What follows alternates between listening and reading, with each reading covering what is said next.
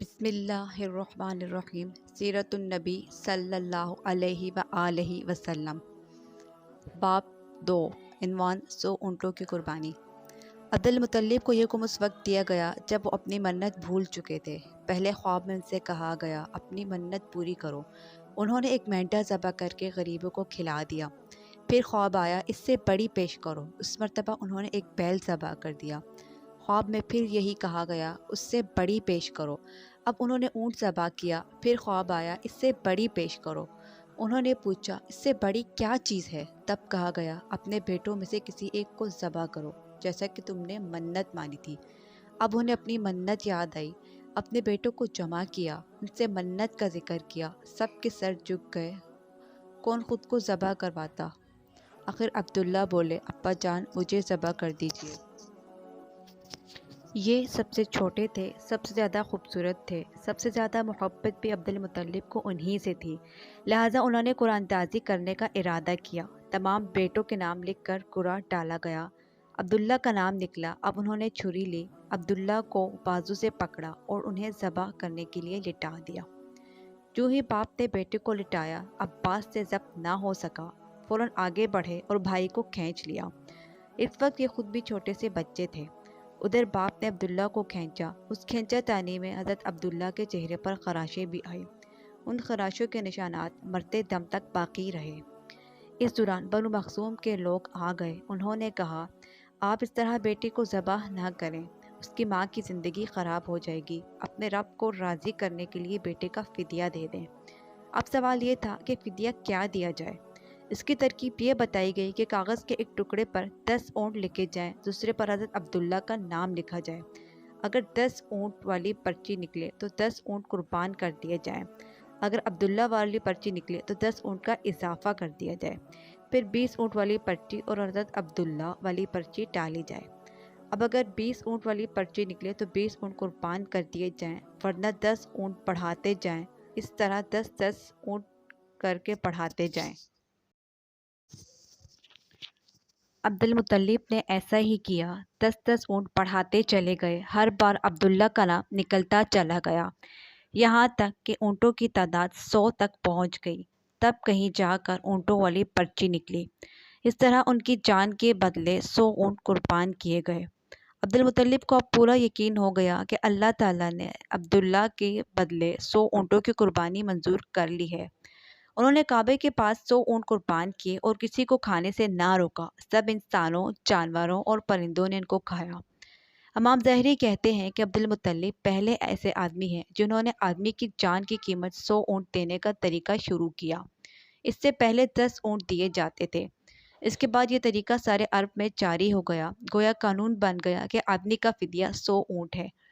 نبی کریم صلی اللہ علیہ وآلہ وسلم کے سامنے جب یہ ذکر آیا تو آپ صلی اللہ علیہ وآلہ وسلم نے اس فدیہ کی تصدیق فرمائی، یعنی فرمایا کہ یہ درست ہے، اور اسی بنیاد پر نبی کریم صلی اللہ علیہ وآلہ وسلم فرماتے ہیں میں 2 ذبیحوں یعنی حضرت اسماعیل علیہ السلام اور حضرت عبداللہ علیہ السلام کی اولاد ہوں۔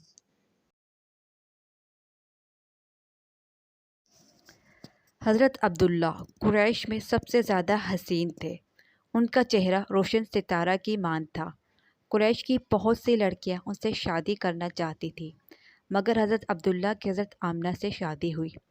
حضرت آمنہ وہب بن عبد مناف بن زہرہ کی بیٹی تھی۔ شادی کے وقت حضرت عبداللہ کی عمر 18 سال تھی۔ یہ شادی کے لیے اپنے والد کے ساتھ جا رہے تھے۔ راستے میں ایک عورت کعبہ کے پاس بیٹھی نظر آئی۔ یہ عورت ورقہ بن نوفل کی بہن تھی۔ ورقہ بن نوفل قریش کے ایک بڑے عالم تھے۔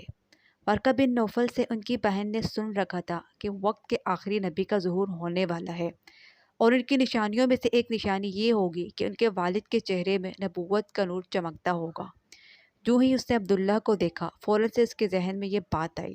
اس نے سوچا ہو نہ ہو یہ وہ شخص ہے جو پیدا ہونے والے نبی کے باپ ہوں گے۔ چنانچہ اس نے کہا اگر تم مجھ سے شادی کر لو تو بدلے میں تمہیں اتنے ہی اونٹ دوں گی جتنے تمہاری جان کے بدلے ذبح کیے گئے تھے۔ اس پر انہوں نے جواب دیا میں اپنے باپ کے ساتھ ہوں، ان کی مرضی کے خلاف کچھ نہیں کر سکتا، نہ ان سے الگ ہو سکتا ہوں، اور میرے والد باعزت آدمی ہیں اور اپنی قوم کے سردار ہیں۔ بہرحال ان کی شادی حضرت آمنہ سے ہو گئی۔ آپ قریش کی عورتوں میں نسب اور مقام کے اعتبار سے افضل تھی۔ حضرت آمنہ حضرت عبداللہ کے گھر آ گئی۔ آپ فرماتی ہیں، جب میں ماں بننے والی ہوئی تو میرے پاس ایک شخص آیا، یعنی ایک فرشتہ انسانی شکل میں آیا۔ اس وقت میں جاگنے اور سونے کی درمیانی حالت میں تھی۔ اس نے مجھ سے کہا، کیا تمہیں معلوم ہے تم اس امت کے سردار اور نبی کی ماں بننے والی ہو؟ اس کے بعد وہ پھر اس وقت آیا جب نبی کریم صلی اللہ علیہ وآلہ وسلم پیدا ہونے والے تھے۔ اس مرتبہ اس نے کہا، جب تمہارے ہاں پیدائش ہو تو کہنا، میں اس بچے کے لیے اللہ کی پناہ چاہتی ہوں ہر حسد کرنے والے کی شر اور ہر برائی سے۔ پھر تم اپنے بچے کا نام محمد رکھنا، کیونکہ ان کا نام تورات میں احمد ہے اور آسمان والے ان کی تعریف کرتے ہیں، جبکہ قرآن میں ان کا نام محمد ہے اور قرآن ان کی کتاب ہے۔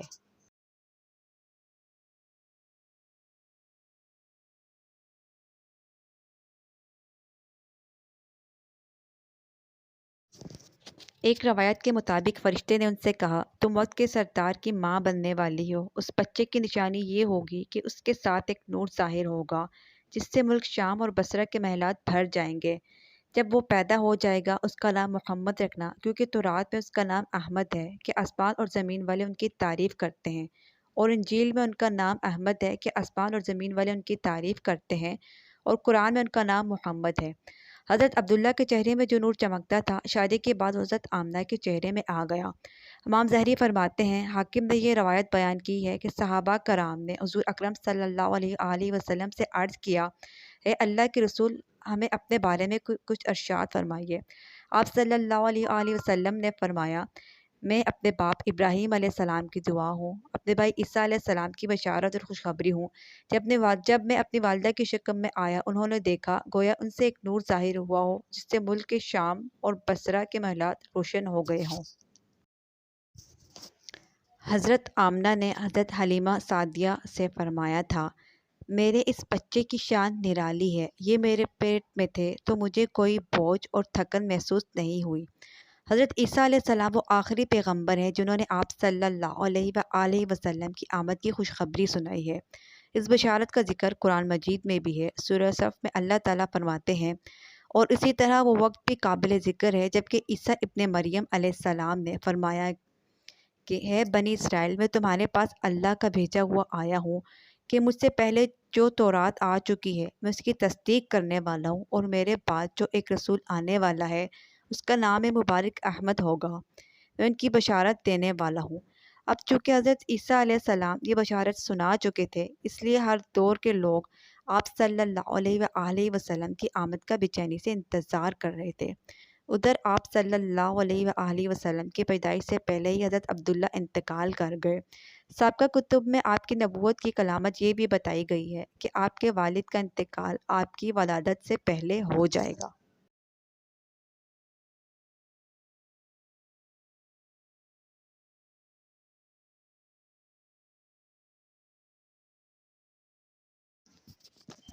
حضرت عبداللہ ایک تجارتی قافلے کے ساتھ تجارت کے لیے گئے تھے۔ اس دوران بیمار ہو گئے اور کمزور ہو کر واپس لوٹے۔ قافلہ مدینہ منورہ سے گزرا تو حضرت عبداللہ اپنی ننیال یعنی بنو نجار کے ہاں ٹھہرے۔ ان کی والدہ بنو نجار سے تھی، ایک ماہ تک بیمار رہے اور انتقال کر گئے، انہیں یہیں دفن کر دیا گیا۔ تجارتی قافلہ جب حضرت عبداللہ کے بغیر مکہ مکرمہ پہنچا اور عبد المطلب کو جب پتہ چلا کہ ان کے بیٹے عبداللہ بیمار ہو گئے ہیں اور مدینہ منورہ میں اپنی ننیال میں ہیں، انہیں لانے کے لیے عبد المطلب نے اپنے بیٹا زبیر کو بھیجا۔ جب یہ وہاں پہنچے تو عبداللہ کا انتقال ہو چکا تھا۔ مطلب یہ کہ آپ صلی اللہ علیہ وآلہ وسلم اس دنیا میں اپنے والد کی وفات کے چند ماہ بعد تشریف لائے۔